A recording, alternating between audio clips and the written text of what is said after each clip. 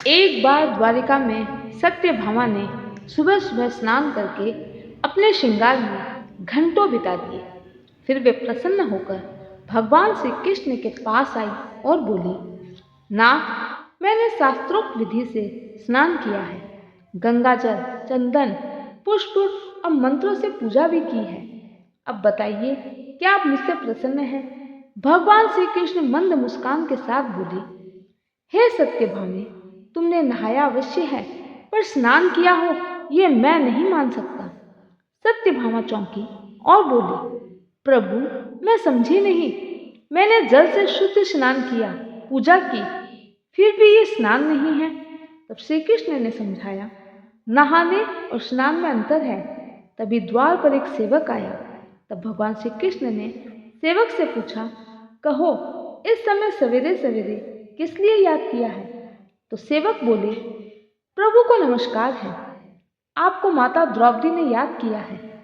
जब सत्यभामा के कानों में द्रौपदी का नाम सुनाई दिया, तुरंत सत्यभामा उठकर माता रुक्मिणी के पास गई और बोली, दीदी, क्या आपको मालूम है, आजकल कृष्ण हर समय द्रौपदी की ही बातें किया करते हैं।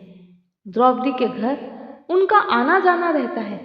अगर आपको विश्वास ना हो तो आप श्री कृष्ण से स्वयं पूछ लें, वह अभी भी द्रौपदी के घर ही जा रहे हैं। तब रुक्मिणी बोली, तुम क्यों परेशान होती हो? जरूर कोई काम होगा। द्रौपदी किसी कष्ट में होगी, इसीलिए कृष्णा उनके पास बार बार जाते हैं। लेकिन कृष्णा हमें भी तो बता सकते हैं। पहले मैंने भी यही सोचा था, द्रौपदी कष्ट में है, लेकिन अब तो मैंने अपनी आंखों से देखा है। द्रौपदी के घर कृष्णा का आना जाना मैं निरंतर देख रही हूँ। आखिर बात क्या है?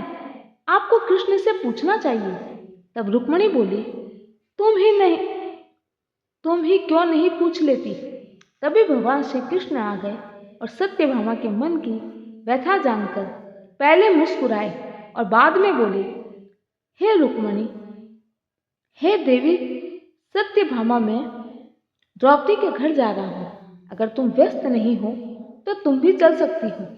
क्या तुम भी चलोगी? इससे पहले कि रुक्मिणी किंतु परंतु करती, सत्यभामा ने हाँ कह दिया और तीनों द्रौपदी के घर पहुंचे। द्रौपदी उस समय श्रृंगार कक्ष में बैठी थी। भगवान श्री कृष्ण के पूछने पर द्रौपदी ने कहा, मैं अपने केस संवार रही हूँ।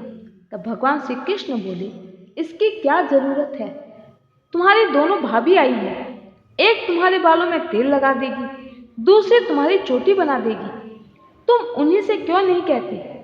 सत्यभामा ने जब ये सुना तो चौंक गई, लेकिन फिर सोचा, आज अच्छा मौका है, मैं द्रौपदी से सारी बातें पूछूंगी।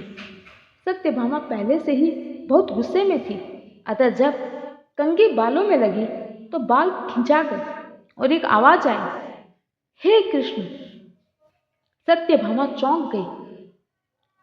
जैसे ही सत्यभामा ने दोबारा कंघी की, फिर से द्रौपदी के बालों से आवाज आई, हे कृष्ण, और सत्यभामा के हाथों से कंघी छूट गई।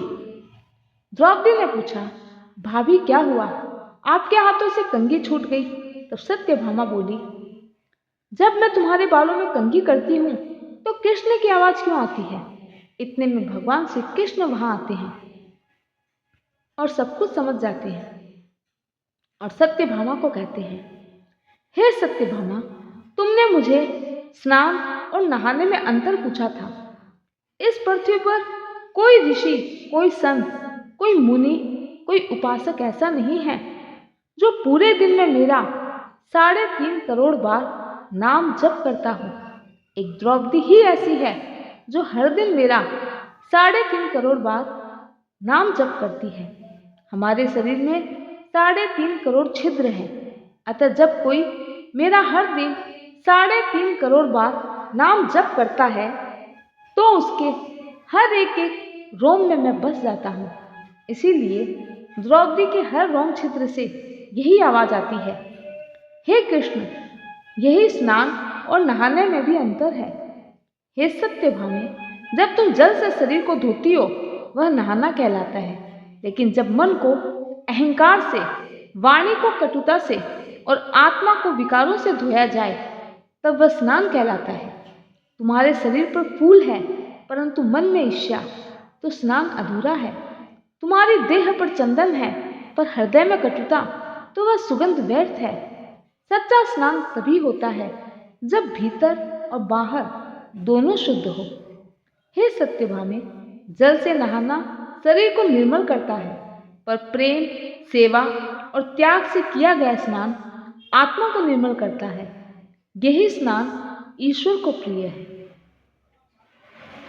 हरे कृष्णा।